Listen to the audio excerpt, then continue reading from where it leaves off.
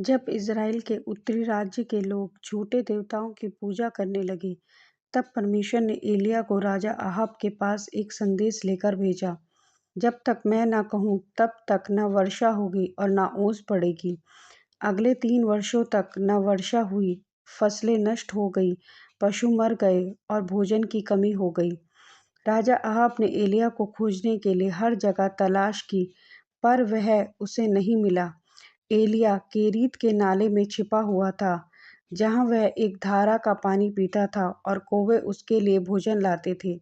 जब वह धारा सूख गई तब परमेश्वर ने एलिय्याह से कहा कि वह उत्तर की ओर सारेपत जाए, जहाँ एक विधवा उसे भोजन देगी।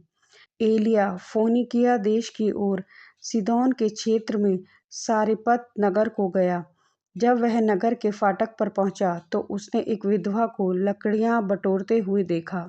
उसने उसे पुकारकर कहा, क्या तुम मुझे पीने के लिए घड़े में थोड़ा पानी ला सकती हो? जब वह पानी लेने जा रही थी, तब उसने फिर पुकारा, और कृपया मेरे लिए रोटी का एक टुकड़ा भी ले आना।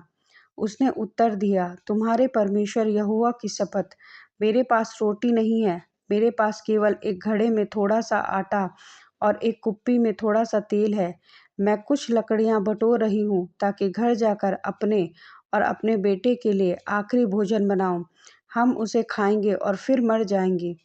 एलिय्याह ने कहा, डर मत, घर जाकर पहले मेरे लिए उसी आटे से एक छोटी रोटी बनाकर मेरे पास ले आओ, फिर अपने और अपने बेटे के लिए बनाना, क्योंकि परमेश्वर कहता है, जब तक यहोवा फिर से देश पर वर्षा नहीं भेजेगा, तब तक आटे का घड़ा खाली नहीं होगा और तेल की कुप्पी सूखेगी नहीं। उस स्त्री ने आज्ञा मानी।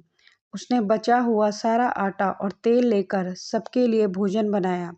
बाद में जब वह फिर घड़े के पास गई तो आटा खत्म नहीं हुआ था और तेल की कुप्पी भी खाली नहीं हुई थी, जैसा परमेश्वर ने वादा किया था। चाहे जितना आटा और तेल इस्तेमाल करते, वह फिर से भर जाता था।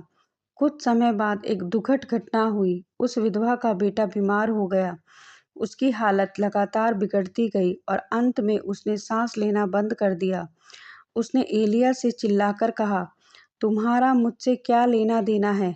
क्या तुम मेरे पाप याद दिलाने और मेरे बेटे को मारने आए हो? एलिय्याह ने कहा, मुझे अपना बेटा दे दो। वह उसे उस ऊपर के कमरे में ले गया जहाँ वह ठहरा हुआ था और उसे अपने बिस्तर पर लिटा दिया। फिर उसने प्रार्थना की, हे परमेश्वर यहोवा, क्या तूने इस विधवा के बेटे को भी मार डाला है जिसके यहाँ मैं ठहरा हूँ? फिर उसने बच्चे पर 3 बार लेटकर प्रार्थना की, हे मेरे परमेश्वर यहोवा, कृपया इस बच्चे की आत्मा उसमें फिर से लौटा दे। यहोवा ने एलिय्याह की प्रार्थना सुन ली। बच्चे की आत्मा लौट आई और वह फिर से सांस लेने लगा। एलिय्याह उसे नीचे ले गया और उसकी माता को दे दिया। उसने कहा, देखो तुम्हारा बेटा जीवित है।